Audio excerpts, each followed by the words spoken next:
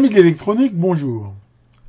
Aujourd'hui, je vais faire une vidéo un petit peu théorique pour répondre à des interrogations que j'ai eues d'un internaute, comme on va le voir, qui est Denis et qui m'a demandé des conseils pour résoudre les problèmes qu'il rencontrait lors de la fabrication d'un simulateur de vol amateur qui est basé, comme d'après ce que j'ai compris, sur des modules Arduino, des petits modules d'interface, d'affichage, le tout connecté au PC simulateur. De manière assez générale, on présente souvent dans des vidéos, sur des tutos, des réalisations d'assez petite taille en fait, où on a un Arduino, un ESP32, un truc comme ça, qui est relié à une ou deux platines, et on fait voilà un petit exemple de code, et souvent voilà, le tout branché peut-être sur une breadboard, et ça marche généralement assez bien. Et déjà, pour que ça fonctionne, déjà, il y a un certain nombre de précautions à prendre. Mais si derrière, on veut faire des systèmes un petit peu plus complexes, qui vont être éventuellement composés de plusieurs modules, composés eux-mêmes, comme ça, d'Arduino, de choses comme ça, des systèmes assez importants, éventuellement plus volumineux, il faut éventuellement prendre aussi un certain nombre de précautions pour que ça fonctionne. Alors, ce que je vais traiter aujourd'hui, c'est pas du tout spécifique au simulateur de vol. D'ailleurs, c'est un domaine où j'ai pas une super expérience, à vrai dire, mais c'est un petit peu plus général quand on veut faire comme ça des systèmes, je veux dire, un peu plus complexes. Alors, de même, j'ai certainement pas la prétention de vouloir faire tout le tour de la question. On va voir que ça va aborder beaucoup de notions. Certaines de notions nécessiteraient elles-mêmes une ou plusieurs vidéos, mais voilà, l'idée c'est de donner quand même un certain nombre de conseils, d'attirer votre attention sur certains points qui peuvent être intéressants. Alors, on va voir que pour que ces systèmes fonctionnent bien, il faut prendre en compte l'alimentation, c'est primordial, comme on va le voir, la façon de traiter les signaux analogiques et logiques, les éventuels problèmes matériels, les éventuels problèmes logiciels. Alors, l'alimentation, c'est primordial. Personnellement, je sais que j'ai un circuit, que je le répare ou que je le conçoive, c'est toujours des trucs auxquels je vais attirer le plus d'attention. C'est un petit peu comme un être humain ou un animal, s'il est mal alimenté, il ira mal. Donc c'est vraiment important de bien soigner l'alimentation des systèmes. Alors déjà, une règle assez importante, c'est d'éviter, quand il y a comme ça plusieurs modules, de les câbler en série. D'ailleurs, l'internaute en question, dans son mail, me disait « Ouais, voilà, j'ai chaîné plein de modules d'affichage, ça merde, le dernier module, il a l'air d'être moins alimenté que les autres et tout ça. » Donc ça, en effet, c'est une règle qui est vraiment très importante. Par exemple, imaginons qu'ici, on a l'alimentation, et voilà, derrière, je branche mes modules comme ça à la queue leu. Qu'est-ce que ça va avoir comme bêtise? Je rappelle que dans la vraie vie, là, on a tracé un fil, et ce fil, on peut le voir comme une résistance qui est potentiellement assez faible et une inductance elle-même faible, mais qui joue quand même. Surtout, la résistance donc va avoir tendance à faire baisser la tension quand il y a des appels de courant, et l'inductance, comme toute inductance qui se respecte, va s'opposer aux variations de courant, ce qui fait que voilà, quand à un moment donné il y a des appels de courant, parce que c'est rare que la consommation soit constante, surtout si c'est des transitions rapides, va avoir tendance à justement faire encore plus baisser la tension. Or, si on met les modules en série, tels que je les ai modélisés ici, ça s'additionne. On voit bien que à cet endroit-là, passe le courant du module 1, du module 2, de tous les modules derrière. À cet endroit-là, passe le courant du 2, de tous les derrière, et ainsi de suite. Donc, le problème, c'est qu'on va retrouver les perturbations de tout le monde déjà aux bornes de ce module 1. Donc là, on peut comprendre que très vite, on va, accumuler les problèmes. Ou alors, il faut vraiment ici mettre des fils beaucoup plus gros, et ainsi de suite. La solution, c'est plutôt de câbler ce qu'on appelle en étoile, c'est-à-dire d'avoir ici l'alimentation qui vient à un point commun. On a ici un point unique.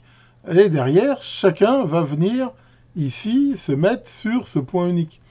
Là, on considère que les fils qu'ici, en haut, là, sont des fils, très courts. Ils sont tous connectés à ce point-là. À ce moment-là, on voit que chaque module est quand même perturbé par la résistance et l'inductance des fils, mais au moins que par sa propre consommation. Les autres ne jouent pas. Donc ça, c'est vraiment un des premiers trucs, sachant que dans certains cas, on peut aussi choisir ici, pour la masse, un point unique. C'est un peu le principe du plan de masse. On retrouve ça dans les véhicules, par exemple, où on dit c'est la masse du véhicule, parce qu'on considère que, elle est tellement imposante qu'elle va avoir une résistance assez faible pour le faire. Mais c'est pas toujours forcément une bonne solution. Deuxième chose, ça va être qu'on fait ça, même de rajouter des découplages. Alors, si les modules eux-mêmes n'en ont pas. Là, je vous ramène sur ma vidéo que j'avais déjà faite sur le découplage des circuits intégrés. Hein, mais l'idée, c'est que, comme j'ai dit, à cause de l'inductance, quand ici, il va y avoir ici des appels de courant, la tension ici va avoir tendance à baisser très fortement pendant ces variations. Donc le fait de rajouter ici des condensateurs réservoirs quelque part, ils vont compenser ces baisses. Alors bien sûr, la capacité ici va dépendre des pics de consommation, de différentes choses. Mais c'est quand même toujours une bonne pratique de faire cela. Si ça s'y prête, c'est aussi une bonne idée, éventuellement ce point unique aussi de le relier à la Terre, sachant que ça évite d'avoir des tensions éventuellement de mode commun. Par exemple, dans le cas d'un simulateur de vol qui sera sans doute relié à un PC, qui sera probablement lui-même relié à la Terre, c'est plutôt une bonne idée d'avoir ce système-là. Et surtout, ça c'est vrai, même si même au sein d'un même module, il y a une partie, par exemple un Arduino, qui commande des charges qui potentiellement peuvent faire des appels de courant assez importants, par exemple des moteurs, des choses comme ça. Même là, c'est intéressant éventuellement d'avoir deux fils d'alimentation pour que voilà, les éventuelles baisses dues aux fortes consommations des charges n'affectent pas la commande. Donc voilà un exemple concret. On trouve ici par exemple ces petits modules qui sont faits comme ça pour être chaînés, donc qui contiennent chacun, comme on peut le voir, des matrices d'affichage. Donc on peut être tenté en effet de dire, ben voilà, j'en mets 20 à la suite, là, je chaîne tout ce monde-là, et ça va bien le faire. Le problème, c'est que, voilà, on voit que on est typiquement dans le cas où l'alimentation de celui-là, bah, elle se partage avec celui-là. C'est-à-dire qu'ici, il passe bien l'alimentation de deux modules. Ici, de un module. Mais si je mets 10 modules comme ça, bah voilà, ça va très vite additionner les pertes. Donc même si c'est comme ça prévu pour être fait facilement, c'est à mon avis pas une bonne idée. Ou alors, il faut vraiment câbler ça avec du fil qui tienne le courant. Mais c'est quand même mieux de faire un câblage comme ça. Alors on va dire, ouais, bah, ça coûte plus de fils. Ouais, c'est vrai, mais enfin, bon, d'un autre côté, ça permet d'utiliser le même fil, alors que là, en théorie, il faudrait mettre un fil d'autant plus gros qu'il y a un grand nombre de modules. Et ça, voilà, ça sera quand même mieux. Et voir si là, on peut rajouter, comme j'ai dit, des capacités de découplage, on aura vraiment une solution qui sera bien meilleure. Une autre excellente solution, que j'ai maintes fois utilisée dans mes conceptions, c'est d'avoir des sous-alimentations. Pourquoi? Parce que si on est dans un cas comme ça, avec une alimentation, qu'est-ce que fait une alimentation régulée? Elle s'arrange pour avoir à sa sortie là une tension qui est constante en fonction de la charge. Le problème, c'est que sur une alim, très souvent, elle va prendre la tension à sa sortie à elle. C'est-à-dire, elle va dire, moi, à ma sortie d'alimentation, je veux 5 volts, par exemple. Mais ça ne veut pas dire qu'il y aura des pertes compensées partout. Dans l'idéal, il faudrait prendre la référence sur la charge. Mais ici, des charges, il y en a plusieurs. Pour ça que d'avoir ce genre de solution, c'est quand même bien meilleur. C'est-à-dire qu'ici, on va avoir une alim, par exemple, qui fait, je sais pas, 9 volts, par exemple, et chaque module aura son propre régulateur qui, lui, fait 5 volts. L'avantage, c'est qu'il n'aura régulé que la tension du module qui est très proche du régulateur. Et là, en faisant ça, on limite beaucoup de problèmes, et ça permet éventuellement même de se permettre d'avoir plus de pertes ici dans les fils, parce que même si on perd un peu, ça sera compensé ici par le régulateur. Donc ça, c'est vraiment une très bonne solution, sachant que, alors, bien sûr, si on prend des régulateurs linéaires, ça a l'avantage, ça sera pas mal au niveau parasite et tout, mais il y aura quand même une perte de puissance. Alors on peut utiliser ce qu'on appelle des régulateurs LDO, load drop, qui permettent d'avoir une tension, ce qu'on appelle de déchet entre l'ension et la sortie au minimum. Il y a des régulateurs 5 volts, par exemple, qui fonctionnent avec 6 volts en entrée. C'est-à-dire que là, on pourrait se permettre d'avoir une alimentation 6 ou 7 volts et d'avoir des régulateurs comme ça.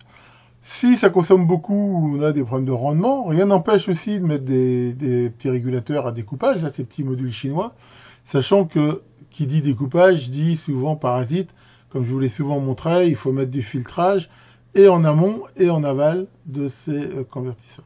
Mais ça, c'est quand même une solution que je conseille vraiment. Ça, après, c'est aussi souvent un problème, c'est que les alimentations ne sont pas du tout dimensionnées correctement. Faut penser aux pointes de courant, surtout éventuellement au démarrage, où, quand les condensateurs sont déchargés. Et généralement, c'est une bonne règle de prendre au moins 20% de marge. Que si l'ensemble du système consomme, je dis n'importe quoi, 4 ampères, il faut prendre au moins une AIM 4, 5 ampères, quoi. Surtout qu'il faut se méfier, hein, les ampères chinois, c'est un peu comme les watts chinois. Souvent, une AIM chinoise qui est donnée pour 20 ampères, si on tire vraiment 20 ampères dessus, généralement, ça va pas le faire. Donc, c'est toujours bon d'avoir de la marge. Bien sûr, aussi dimensionner les fils. Combien de fois j'ai vu des systèmes où tout est câblé avec du petit fil de câblage, même le truc où il est censé passer 2 ampères dedans, quoi. Donc, je rappelle que en fonction de la longueur des fils et du courant, il y a des normes, hein, enfin, on trouve même sur Internet des formules des AVAC, hein, c'est la loi d'Ohm, qui vont permettre de les dimensionner de façon à s'assurer d'avoir des pertes minimum. Et bien sûr, si c'est des aimés découpages, toujours penser au filtrage. Une autre cause que j'ai aussi des fois constatée, c'est que sur les petits platines Arduino, par exemple sur un Arduino Nano, il y a 2 régulateurs en fait. On peut l'alimenter par exemple en 12 volts, il y a une sortie 5 volts, il y a une sortie 3,3 volts. Super, c'est génial. Le problème, c'est que ces petits régulateurs intégrés, ils servent principalement déjà plutôt à la platine Arduino. Si derrière, on vient tirer dessus du courant pour alimenter d'autres platines, bah, on peut très vite, assez facilement, je veux dire, dépasser leur capacité, et à ce moment-là, bah, ils vont chauffer, ils vont s'écrouler, voilà, ça va faire des bêtises. Encore une fois, ça se calcule, tout ça. On va bien regarder qui consomme quoi, et les dimensionner en conséquence. Alors ensuite, très souvent, nous avons des échanges entre ces différents modules, échanges de signaux qui peuvent être soit analogiques, logiques. Et là, pareil, on va voir qu'il peut y avoir un certain nombre de problèmes qu'il faut anticiper. Alors, en fait, j'y traite un petit peu en même temps, même s'il y a certaines choses qui sont plus propres aux signaux analogiques ou logiques. Faut pas oublier que, en électronique, un signal dit logique binaire, ça reste un signal analogique, mais qui se limite à 2 informations. Mais voilà, hein, donc un signal analogique peut prendre plein de valeurs discrètes, alors qu'un signal digital, normalement, n'en prend que 2, sachant que, voilà, passer qu'on appelle un seuil entre les deux, on considère que c'est un 1 ou un 0. Alors déjà, quelque chose qui va énormément jouer et qui rejoint cette histoire de câblage qu'on a vu, ben, c'est que si on a des signaux, généralement, on a la masse, l'alimentation, et on a le signal. Typiquement, voilà, je connecte une sortie ici d'un Arduino avec l'entrée d'un autre Arduino, par exemple. Or, qu'est-ce qu'on peut constater dans un cas comme ça? C'est que la masse est commune. La masse qui sert de point de référence. Ça veut dire que dans cette masse va circuler à la fois le courant d'alimentation et le courant, même s'il est faible, du signal. Et le problème, justement, c'est que le courant du signal, lui, il est assez faible. Donc, il va, je veux dire, produire peu de pertes dans la résistance ici parasite, hein, que j'ai toujours schématisé. Par contre, il va y avoir les courants d'alimentation. Ce qui fait que si, par exemple, il y a des grosses variations de courant d'alimentation, ils viendront s'ajouter à la valeur du signal, vu que lui, je veux dire, est commun par rapport à ça. Donc ça, c'est typiquement quelque chose qu'on a éventuellement et qui pose problème. Alors, qu'est-ce qu'on peut faire pour lutter contre ça? Bah déjà, c'est essayer, comme j'ai déjà dit, toujours d'avoir un câblage en étoile, hein, ça change pas, d'avoir les plans de masse, hein, des connexions de masse, je veux dire, les plus faibles possibles en impédance. Éventuellement aussi, justement, de rajouter bien des découplages, ce qui fait que, comme on l'a vu, ça va limiter les baisses de tension, donc éventuellement limiter un petit peu les variations de courant. Mais les meilleures solutions, généralement, ça va être, quand on peut, c'est d'utiliser, surtout si c'est des grandes distances, des signaux différentiels, paires torsadées. Et alors ça, c'est quoi le principe de ça? Bah, comme on peut le voir, si ici je transmets un signal, bah voilà, il sort d'un système et il transite via le fil et il arrive ici sur une entrée. Mais comme j'ai dit, il est bien référencé à la masse, qui fait que toutes les variations de courant dans la masse vont l'affecter. Différentiel, on n'a plus de notion de masse. Alors bien sûr, ça coûte un fil de plus, mais on voit que le signal, en fait, l'information réside dans la différence entre les deux. Ça revient à dire, c'est comme si on avait une masse, mais que pour ce signal-là. Et ça, c'est vraiment quelque chose de très important, justement, parce que ça limite cet effet dû aux masses, et comme on va le voir dans quelques instants, ça va aussi énormément limiter l'influence des parasites. Donc ça, c'est vraiment une solution qui est très très utilisée. Mais il y en a d'autres. On peut utiliser des fibres optiques, parce que elles, justement, bah, la formation se fait par la lumière, donc on n'a plus tous ces problèmes-là. Ou quelque chose que j'ai aussi souvent utilisé, c'est d'avoir des liaisons isolées par photocoupleur. C'est-à-dire que on peut imaginer d'avoir un réseau de lignes qui sont complètement isolées des entrées et des sorties par des photocoupleurs, qui ont leur propre alimentation qui consommera relativement peu, et à ce moment-là, ça veut dire que les émissions et les réceptions se feront au plus près des modules, et ça limitera énormément, éventuellement, ce genre de problème. Donc après, voilà, c'est toujours pareil. On n'est pas obligé de faire ça pour toutes les liaisons. Et ça sera d'autant plus vrai qu'elles sont longues, qu'on est dans des environnements parasités, des choses comme ça. Ensuite, on peut toujours avoir des parasites. Et ça, dans les parasites, alors ils sont dus à quoi? Ils sont liés à plein de choses. Ils sont liés au rayonnement à radiofréquence, comme on l'a vu. Il suffit de mettre un fil sur l'entrée d'un oscilloscope n'importe où pour voir le nombre de perturbations à basse fréquence. On retrouve le champ du secteur, on retrouve tous les parasites de toutes les alimentations à découpage néon et lumière LED et tout ça. On peut avoir éventuellement les perturbations atmosphériques qui, j'en avais aussi déjà parlé, peuvent faire des surtensions très importantes. Ça s'appelle la diaphonie. En gros, c'est le fait que certains signaux sur une ligne bavent un peu sur une autre ligne, des variations de courant très importantes. Je rappelle que plus on va avoir une variation de courant et qu'elle est rapide et importante dans un fil, plus il va servir d'antenne et va émettre. Et donc les fils à côté vont être des antennes réceptrices et vont être liés à ça. On a tous les parasites liés à la commutation, typiquement par des relais, des contacts qui se ferment. Donc toujours pareil, il y a des charges capacitives, selfiques qui font que faire des choses comme ça. Donc là, on a tout intérêt à utiliser aussi, pour ça, des signaux différentiels. Pourquoi? Parce que, justement, si on a ces deux fils ici qui sont ensemble, et souvent ils sont très proches l'un de l'autre, ça s'appelle des paires torsadées souvent, ça veut dire que par rapport à l'environnement, ils subiront les mêmes parasites. C'est-à-dire que s'ils se prennent un parasite de 10 volts, les deux fils vont se prendre un parasite de 10 volts. Donc l'un par rapport à l'autre, si l'information est dans le fait qu'ils ont 1 volt de différence, il y en a un à 1 volt et l'autre à 0 par exemple, 0 plus 10 et 1 plus 10 ça fait 11, la différence est toujours de 1.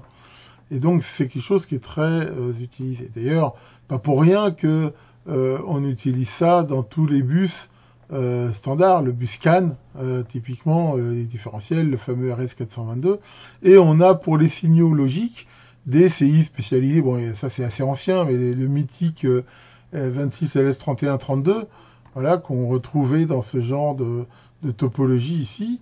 Voilà, c'est de la paire différentielle, et c'est vraiment, si on commence à avoir des distances assez grandes entre les modules, une très bonne solution. De même, pour les trucs logiques, j'ai oublié de le mettre là, mais c'est aussi très intéressant des fois d'utiliser ce qu'on appelle des triggers de Schmitt. J'ai déjà parlé de ça, qui permettent éventuellement d'améliorer de façon très avantageuse la résistance au bruit. D'ailleurs, ces drivers-là ont eux-mêmes en entrée des portes trigger, ce qui permet d'avoir des niveaux francs de commutation et d'être beaucoup plus insensible à des niveaux de bruit. Alors, on peut aussi faire du différentiel en analogique, et là, il y a plusieurs façons pour le faire. On peut tout à fait, par exemple, avec ce genre de circuit, passer d'un signal donc référencé à la masse dans un signal différentiel, et là, avec en fait un amplificateur différentiel, tout simplement, comme on voit ici, par exemple, repasser dans un signal entre les deux.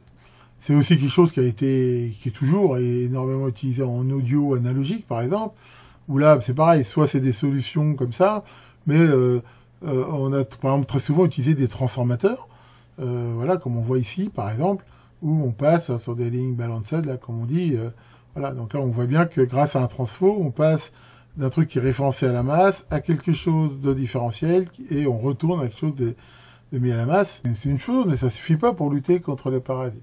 Donc je vous renvoie à une vidéo que j'ai fait il y a très longtemps, mais qui déjà parlait pas mal de ça, qui s'appelle le B.A.B.A. la protection des entrées logiques. Mais en gros, par exemple, si on regarde un microcontrôleur, souvent les entrées logiques, ça ressemble à ça. On a deux diodes ici, mais qui sont, qui peuvent encaisser des choses limitées. Elles sont plus là pour les problèmes de décharge électrostatique qu'autre chose. Et on a des impédances d'entrée très élevées. Donc là, on peut tout à fait, en entrée, mettre ici des filtres passe-bas, comme on peut le voir là avec des résistances des condensateurs, et surtout, là, on voit des jet shock key rapides qui vont permettre, si jamais ça dépasse, d'éviter justement de sursolliciter ces diodes ou avec des parasites éventuellement négatifs. Donc voilà, ça c'est le genre de choses qu'on peut faire, sachant que bien sûr, selon la fréquence des signaux et tout, on adapte. Mais c'est toujours bien de mettre ces protections, et c'est toujours bien d'autant plus que le fil ici est long et dans un environnement parasité. On peut aussi, d'ailleurs vous avez vu, j'en use et j'en abuse souvent dans toutes mes réalisations, même quand c'est avec juste un Arduino, de mettre ce genre de filtre là, ces petits filtres amplis qui sont faits de deux ferrites là et d'un petit condensateur, ce genre de perles ferrites là, genre les VK200 et autres, vous voyez sur certains filtres ici, ce genre de ferrites là qu'on peut venir clipser sur les câbles, c'est aussi très très efficace pour éliminer les parasites HF. Ça, c'est vraiment quelque chose d'intéressant. Dans ce qu'on peut faire aussi, abaisser l'impédance des entrées. Je rappelle que plus une entrée a haute impédance, plus elle veut typiquement être sensible aux parasites. Donc, quand c'est possible, l'idée, c'est des fois de mettre simplement une résistance entre l'entrée et la masse, de façon à forcer d'avoir des courants plus importants. Ça peut des fois bien améliorer. On peut bien sûr utiliser des fois des boucles de courant. Je rappelle que, j'en ai déjà parlé, les standards, par exemple 420 mA, ces choses-là ont l'avantage de s'affranchir de la résistance des fils. Et souvent, vu que c'est pareil, c'est comme ça revient à avoir des signaux qui sont relativement beaucoup moins sensibles aux parasites. Mettre des fils passe-bas, c'est toujours intéressant de se dire, voilà, si je sais que j'ai un signal qui peut pas varier plus vite que, je sais pas moi, 1 kHz, aller mettre des filtres pour éliminer toutes les fréquences au-dessus, ça éliminera potentiellement tous ces parasites. Enfin voilà, on voit que toutes ces précautions-là peuvent, alors selon les cas, grandement améliorer les choses et éliminer ce genre de problème. Alors une autre erreur que j'ai souvent vue en fait dans les designs, c'est au niveau des convertisseurs analogiques digitaux. Les Arduino, tout ça, ils ont ce genre de convertisseurs, et tous les convertisseurs quasiment analogiques digitaux comparent par rapport à une ref. On leur met par exemple une ref de 5 volts, et on va dire, voilà, ici c'est un convertisseur 10 bits par exemple, il donnera 1024 niveaux pour une tension qui varie entre 0 et 5 volts. Donc ça, c'est plutôt une bonne chose, mais ce qu'il faut regarder, c'est que c'est cette ref qui va vraiment faire foi. Or, on a des capteurs qui sont, par exemple, ce qu'on appelle des capteurs ratiométriques. On a énormément de choses comme ça. Je vous avais montré les petits capteurs magnétiques, le petit capteur de courant là qui permet à FEO. Or, eux, ces capteurs-là, ils sont pas vraiment en absolu. Par exemple, ils font par rapport à l'alimentation. C'est-à-dire qu'au repos, là, par exemple, il est à 2,5 volts. Mais ça veut dire que il va faire varier la sortie comme un pourcentage de la tension d'alimentation. Si on utilise ces choses-là, il faut pas faire comme à droite ici, avoir une référence fixe. Pourquoi? Parce que si la tension ici, elle varie un peu, elle variera pas au niveau de la référence, mais elle variera ici. Donc imaginons que j'ai une variation de 10% de l'alimentation, là ça change pas, mais là ça va varier. Et ça veut dire que, typiquement, je vais être beaucoup plus sensible dans un cas comme ça, à des variations de tension d'alimentation. Si je prends comme ref l'alimentation, ce que peut faire un Arduino par exemple, à ce moment-là, même si ici ça baisserait, on va dire, un peu dans les mêmes proportions des deux côtés, et ça éliminera les erreurs. Donc en gros, l'idée, c'est de se dire que quand on peut le faire, il faut toujours choisir la même référence. Ou alors on pourrait très bien imaginer d'avoir ici une ref avec une ZNR, mais ça veut dire que le capteur, il faudrait aussi le référencer par rapport à la ZNR. Voilà. En gros, ça veut dire quoi? Ça veut dire que il faut au maximum s'arranger pour que s'il y ait des variations, soient les identiques des deux côtés. Alors c'est pas toujours possible, parce qu'on a des systèmes qui ont leurs propres préférences et qui arrivent dans d'autres systèmes qui ont leurs propres préférences. À ce moment-là, on peut pas y faire forcément grand-chose, mais l'idée c'est plutôt dans ce cas-là d'avoir déjà des références justement séparées des alimentations ici comme on peut. Enfin voilà, c'est quelque chose qu'il faut parfois quand même prendre en compte. Bon voilà, après j'ai pas du tout fait tout le tour de la question, mais enfin voilà, ça donne quelques idées. Alors après, cet internaute se plaignait aussi de certains problèmes matériels, et là qu'est-ce qu'on trouve assez souvent? Bon déjà, il faut savoir que à chaque fois qu'on met un connecteur, on se crée potentiellement un problème. C'est évident que y a un point B avec un fil soudé entre A et B, et commencer à mettre des connecteurs. Un connecteur, ça veut dire un sertissage, ça veut dire une soudure, ça veut dire un contact, ça veut dire quelque chose qu'on peut manipuler, qui veut prendre du jeu. Et c'est jamais un connecteur, c'est jamais parfait, même des super bons connecteurs. Donc l'idée, c'est déjà de se dire, ne mettons pas des connecteurs je veux dire, si on peut s'en passer. Ensuite, alors là, c'est plus quand même propre un petit peu aux platines, un petit peu Arduino. Les platines Arduino, très souvent, elles sont livrées avec des broches à wrapper, là, rectangulaires, carrés. Et c'est pas les meilleurs, je veux dire, pour faire des contacts comme ça. Moi, quand j'utilise des trucs, des Arduino et trucs, quand je les mets sur des breadboards, j'utilise ça, mais quand je fais les montages définitifs, je prends toujours, je vous l'ai déjà montré, ces petits adaptateurs, là, ils appellent ça round pin, ces petits adaptateurs tulip, et ça fait quand même des contacts qui sont 1000 fois meilleurs que les broches carrées, là, qu'on utilise. Donc, je vous conseille vraiment d'utiliser ça. Ensuite, comme j'ai dit, et ça j'ai souvent vu, c'est des causes de problème, c'est qu'il faut prendre les fils qui vont bien dans les connecteurs. Si on prend des connecteurs Dupont, c'est pas fait pour mettre des fils de n'importe quel diamètre. Alors, soit on prend des fils trop fins et ils tiennent pas, soit on prend des fils trop gros et c'est pareil, les cosses ça tiennent plus, on peut pas bien les mettre. Et puis en même temps, je veux dire, c'est pas tellement le connecteur qui impose le fil. La première chose à faire, c'est de se dire, comme j'ai dit, en fonction de la longueur et du courant, de prendre le fil qui est adapté pour avoir le moins de pertes possible. Alors c'est vrai que si c'est du signal, souvent, on peut prendre des fils assez fins, et là, ça sera presque plus la considération, on va dire, mécanique qui va jouer plus que électrique. Par contre, dès qu'il va y avoir des courants assez importants et de la longueur, voilà, plus un fil a un diamètre important, plus sa résistance est faible, et donc moins il y aura de pertes dedans. Donc généralement, c'est une fois qu'on a choisi le fil, qu'on va choisir éventuellement le connecteur qui va bien, et voilà, il faut prendre le connecteur qui va pour le courant, pour le système. On évite de mettre plusieurs fils par cosse. Je sais que la tentation des fois est grande, mais généralement ça fait que des bêtises. Plutôt aussi, très souvent, là, tous les kits chinois, là, ils vendent ça avec ces espèces de nappes là en PVC qui font, je veux dire, c'est des fils qui sont pas souples du tout, qui ont tendance à se casser près des connecteurs. Et là, voilà, je vous l'ai aussi dit, ça coûte un peu plus cher, mais si on peut prendre ce fil silicone là, mais qui est très souple, parce qu'il est composé d'une multitude de brins, c'est quand même beaucoup mieux.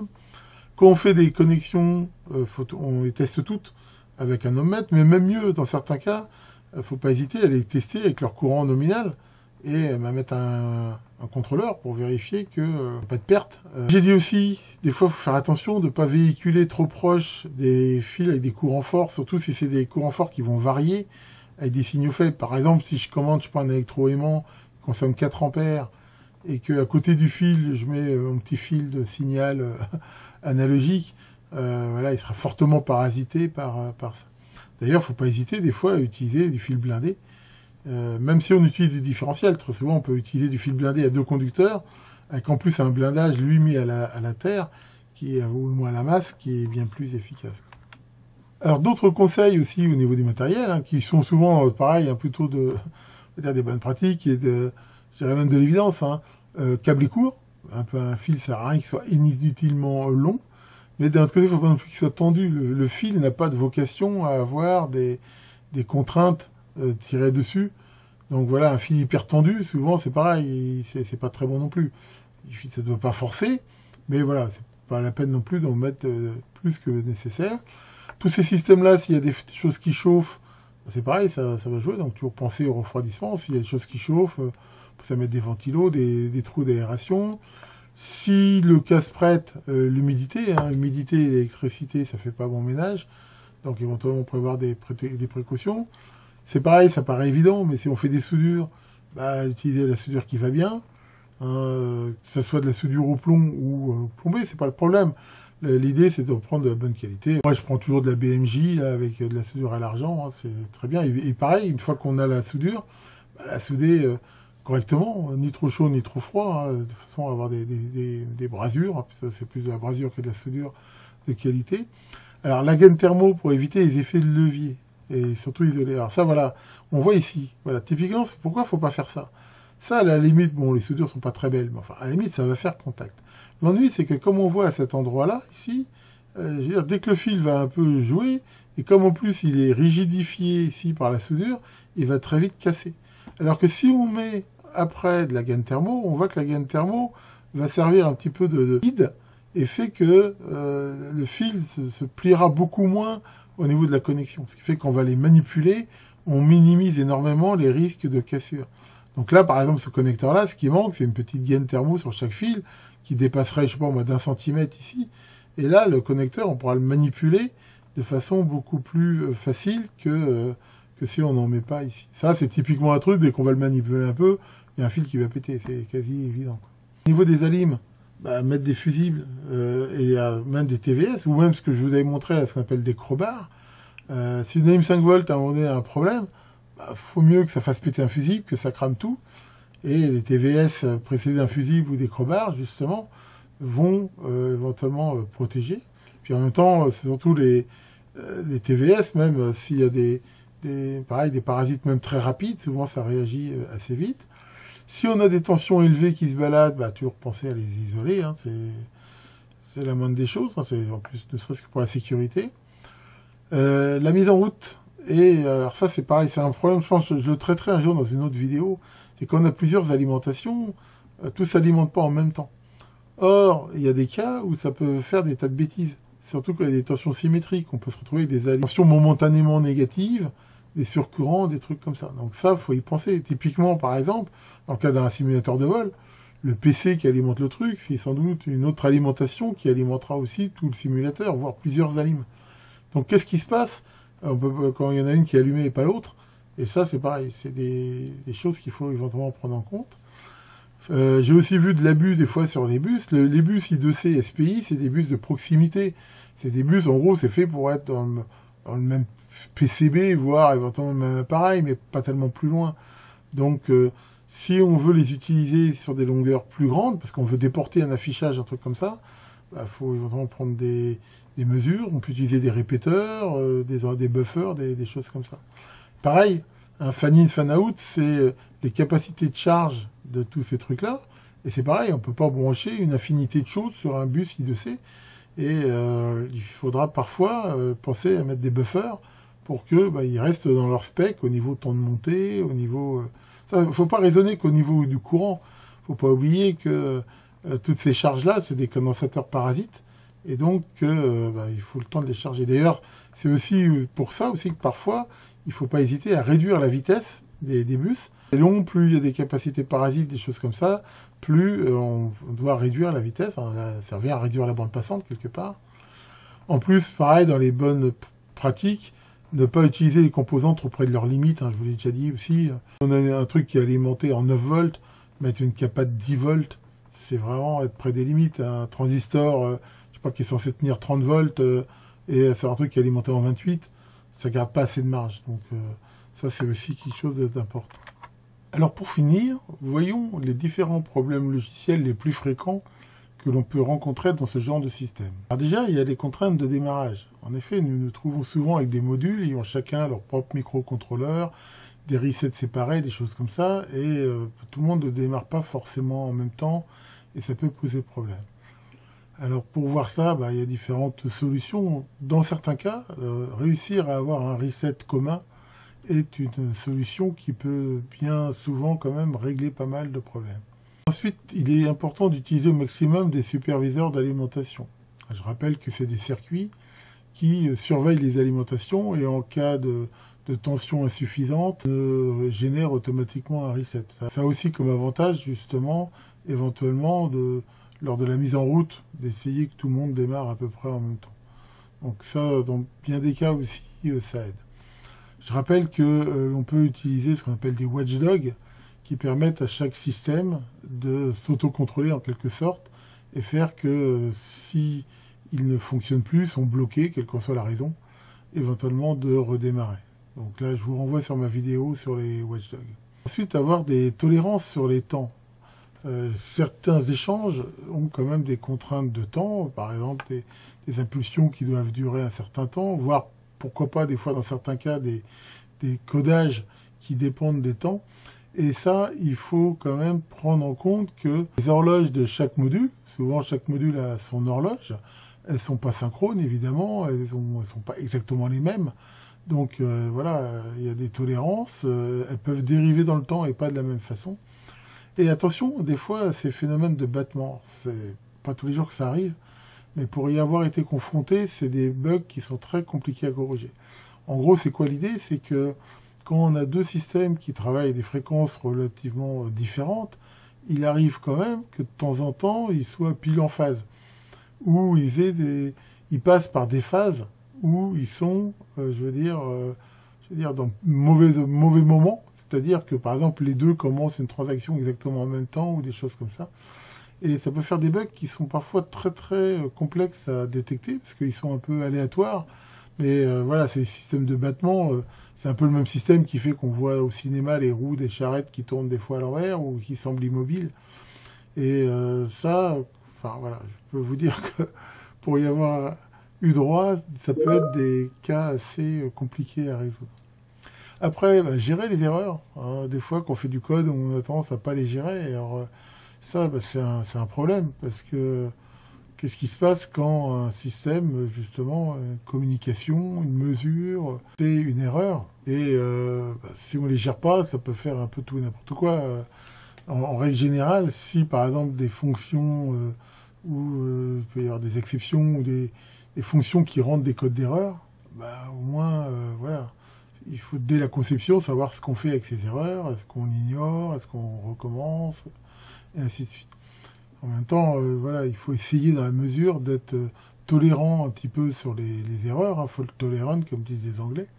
Ça peut être par exemple de moyenner les mesures. Si on a des mesures d'un phénomène assez lent qui subitement fait un écart de 20-25%, c'est généralement parce qu'il y a eu un parasite ou quelque chose comme ça. Donc on peut utiliser des systèmes de moyen-âge, on peut utiliser des choses qui éliminent les valeurs aberrantes. On peut dire par exemple que voilà, si dans le centre de mesure, je trouve une mesure qui diffère en plus de 10% de la mesure d'avant, on sait que c'est un phénomène physique impossible, donc on l'élimine. Enfin voilà, il y a des cas de choses comme ça.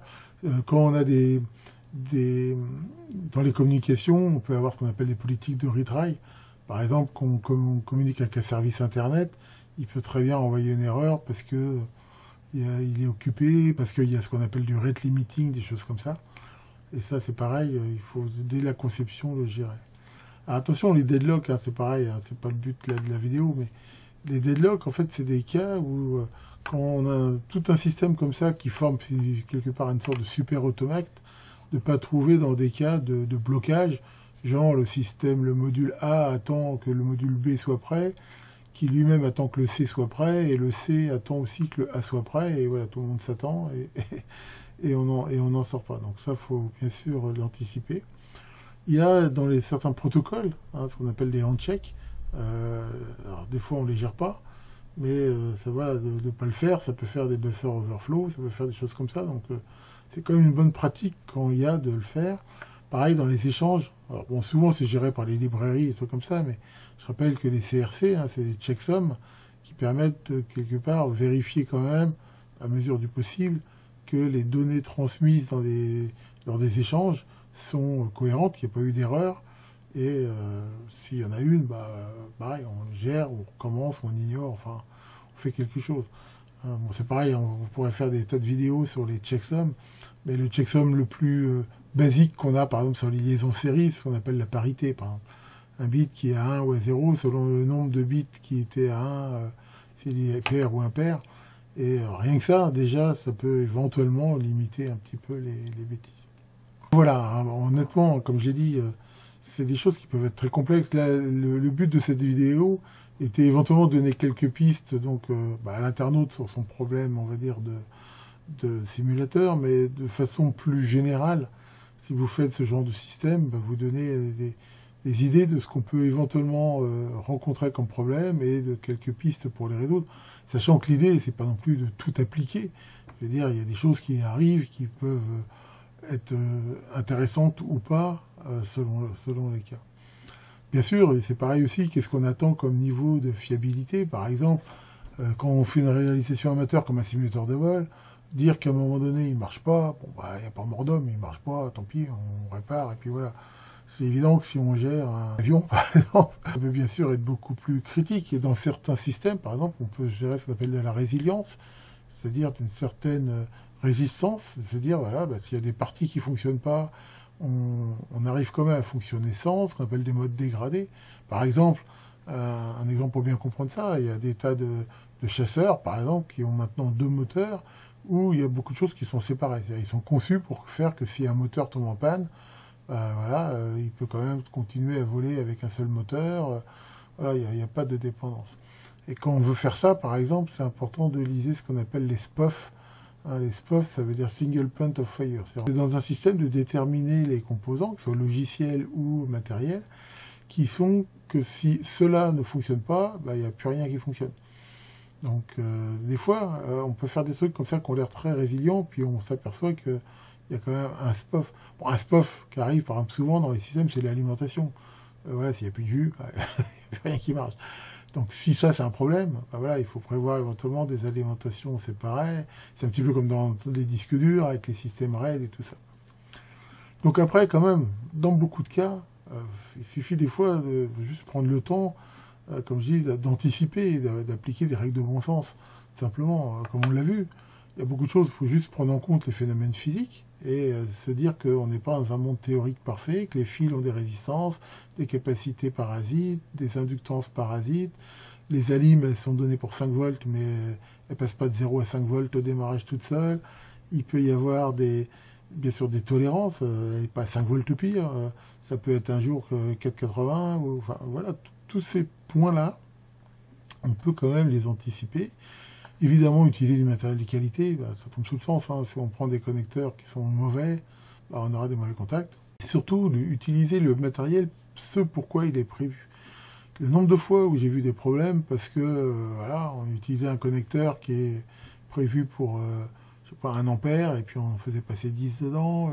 Comme j'ai dit, on essayait de sertir un fil beaucoup trop gros dans une cosse qui n'était pas faite pour ça. On mettait 50 fils dans la même cosse. Enfin, voilà.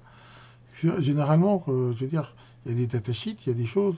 Si on utilise les choses correctement, ça se passe quand même beaucoup mieux. Prendre en compte les contraintes d'environnement. Voilà, est-ce que c'est un truc, c'est un système qui va être soumis à des vibrations, à des différences de température, à des choses comme ça. Et ça, faut l'anticiper. Et surtout, faut pas faire de paris en disant oh, ça a peu de chance d'arriver. En fait, il faut se dire, alors, tout peut arriver. À tout moment, on peut dire ce que je fais s'il y a un astéroïde qui tombe sur mon système. L'idée n'est pas de dire qu'on gère tout. L'idée, c'est de se dire que, essayer d'anticiper tout ce qui peut arriver et de se dire, il y a des choses là-dedans que je veux gérer, des choses que je ne veux pas gérer. Je ne gère pas le fait qu'un astéroïde tombe sur mon système. Bon, voilà, je ne vais pas le prendre en compte, mais je le sais que je ne le prends pas en compte. Par contre, s'il y a des choses que je sais qui peuvent arriver, même si elles sont rares, et que je veux y résister, comme par exemple, je sais pas, moi, voilà, c'est un truc qui fait pour être au sec, mais si éventuellement il est mouillé pendant quelques temps, je voudrais qu'il puisse quand même supporter, là, il faut le prendre en compte, bien sûr. Et après, toujours tester. Alors, tester déjà les cas normaux, mais aussi les cas extrêmes. Alors bon, c'est toujours pareil. Là, dans tout ce que je vous dis, il y a des choses qui viennent aussi un peu de mon expérience pro. Après, en amateur, on est des fois moins tolérant. Mais ça n'empêche pas que, voilà, même en amateur, si il y a des choses qu'on a prévues mais qu'on n'a jamais testées, voilà, on suppose que ça marche. Mais tant qu'on ne l'a pas testé, on pourra plus savoir. Voilà pour cette, ma foi, bien longue vidéo, mais bon. L'idée, c'est pareil, c'était quand même d'essayer de vous donner des pistes de façon à ce que, voilà, si vous fabriquez un peu des assemblages plus ou moins complexes, de pouvoir un petit peu anticiper les problèmes.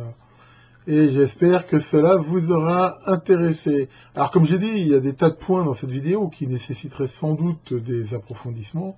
Alors il y en a que j'ai déjà prévu de traiter dans des vidéos futures. Après, voilà, éventuellement en commentaire, si vous avez des questions, des choses, des sujets que vous aimeriez voir traités, vous pouvez toujours nous les demander. Après, voilà, j'ai déjà beaucoup en attente. Je fais, je vais dire, dans l'ordre. Tiens, ça va Caroline? Qu'est-ce qui se passe? Ah bah tu t'ennuies, c'est le printemps, t'es toute seule. Et moi, comment je fais pour avoir des copines et tout? Bah moi, je suis plutôt épipurien. Non, je dis pas épicurien, je dis épipurien. C'est-à-dire que je vois des filles, je leur parle, et puis plus rien. Allez, là-dessus, faites de beaux montages, et à très bientôt pour de nouvelles vidéos.